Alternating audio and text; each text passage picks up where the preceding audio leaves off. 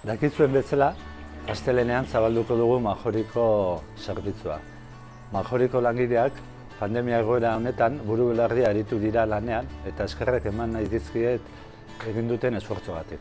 Akordio batera iritsi ginen eta lan hitzarmena ez genuen eten. Beste hainbat lan egiteko aprobetxatu dute denbora hau.